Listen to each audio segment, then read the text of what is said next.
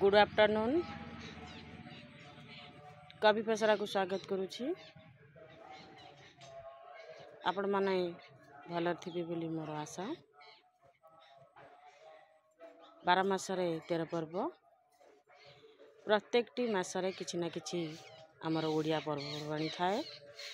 सेमिति चैती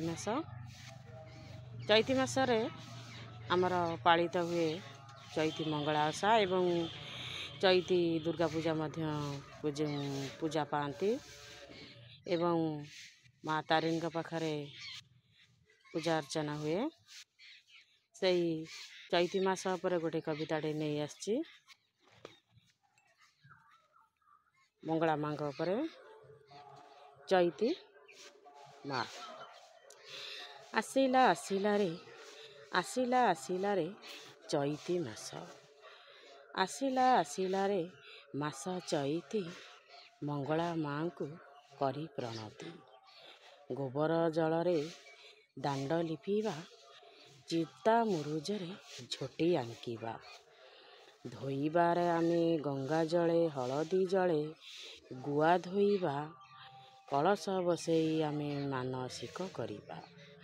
दांड दुआरे पंथेई करिबा, हलदी जल नहीं पंथेई रे ढालिबा। धूप धूप कर्पूर झुणा लगी, नाली मंदार रे माँ को देवा सजेई।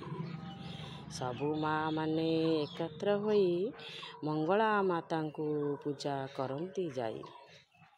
संतान लगी पणत देवा बिछेई, चैती मंगला माँ दुख शुणिबे जही। बसा दही छेना आफेल काकुड़ी, नड़िया आबर फल नेइबारे सजाड़ी। पणा करिबा में भक्ति मनरे, मंगला माँ को ध्यान करिबा पुणीरे। संकल्प करिबा मन करी दृढ़ लय, मंगला माँ का स्तुति करिबा गाय। शंखनाद हुलहुली पड़ुथिब उछुली, पेन्थेई पणारे ढालिबा नेई। पेन्थेई रे पणा में ढालिबा नेई। आमिष वर्जन करिबा गोटिए मास, चैती मंगला ओषा होइब शेष। आमिष वर्जन करी गोटिए मास, चैती मंगला ओषा करिबा शेष।